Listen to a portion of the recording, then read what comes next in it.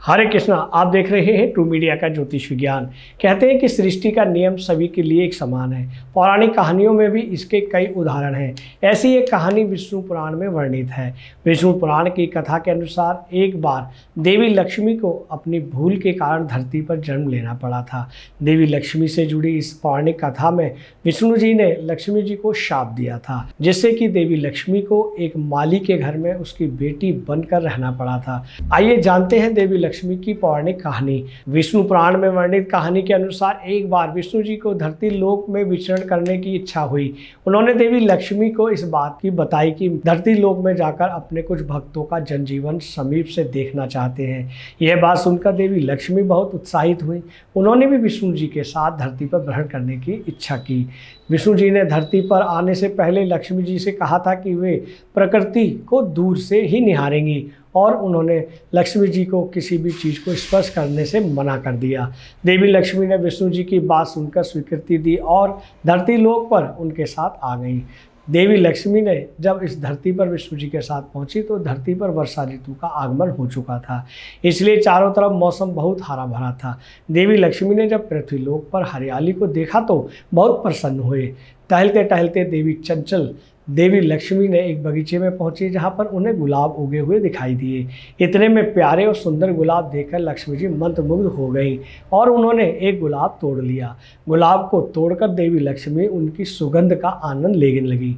विष्णु जी ने जब देवी लक्ष्मी के हाथ में गुलाब का फूल देखा तो उन्होंने देवी से कहा, मैंने आपसे कहा था कि आपको धरती लोक की किसी भी चीज़ से स्पर्श नहीं करना है, लेकिन आपने मेरी बात को अनसुना कर दिया और इस गुलाब को बिना किसी कारण तोड़ लिया।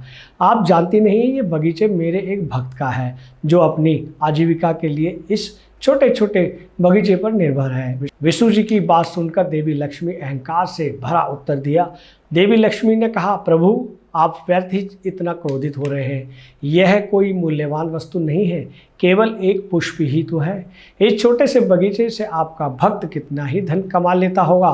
संसार को धन वैभव प्रदान करने वाली देवी के आगे तो यह बगीचा और पुष्प कुछ भी नहीं है। आप कहिए तो मैं आपके इस भक्त पर अथाह धन की वर्षा कर दूं। देवी लक्ष्मी की बातें सुनकर विष्णु जी बहुत क्रोधित हो गए। उन्होंने लक्ष्मी जी को हर वस्तु का मूल्य समझाने के उद्देश्य से शाप दे दिया। जिस धन वैभव पर उन्हें इतना अहंकार है वो उनका साथ छोड़े और उन्हें धन का अभाव हो जाए। जिस बगीचे से देवी लक्ष्मी ने गुलाब का पुष्प तोड़ा था वो उसी बगीचे के माली के घर जाकर उसके संपूर्ण जीवन को समीप से देखकर हर वस्तु की मूल्य समझेंगी। विष्णु जी के शाप से प्रभाव से देवी लक्ष्मी एक छोटी कन्या में बदल गई। कन्या रूप में बदली हुई देवी लक्ष्मी इस बगीचे में रोने लगी। जब माली बगीचे में आया तो उसे अनाथ कन्या पर बहुत दया आई और माली इस कन्या को अपनी बेटी बनाकर घर ले आया। माली की पत्नी भी एक पुत्री पाकर बहुत प्रसन्न हुई। इसके बाद माली के दिन बदल गए। माता लक्ष्मी जैसे जैसे धन और मेहनत की मूल्य समझे आने लगी तो माली की आमदनी बढ़ने लगी। देवी लक्ष्मी के भाग्य से माली धनवान हो गया और इस तरह शाप की अवधि समाप्त होने तक विष्णु जी के भक्त का कल्याण भी हो गया और देवी लक्ष्मी को सीख भी मिल गई। दोस्तों, कहानियों के माध्यम से हमें बहुत सीख मिलती है और हमें सीख लेना चाहिए और ये सभी के लिए एक जैसा होता है। ये जानकारी आपको कैसी लगी, हमें आपके भावपूर्ण कमेंट्स की आवश्यकता। और जिन साथियों ने इस चैनल को सब्सक्राइब नहीं किया वो सब्सक्राइब अवश्य कर लें। हरे कृष्णा। ये वीडियो YouTube पर देख रहे हैं तो हमारे चैनल को सब्सक्राइब करें और बेल आइकन को दबाना ना भूलें। अगर आप Facebook पर ये वीडियो देख रहे हैं तो हमारे पेज को लाइक करें।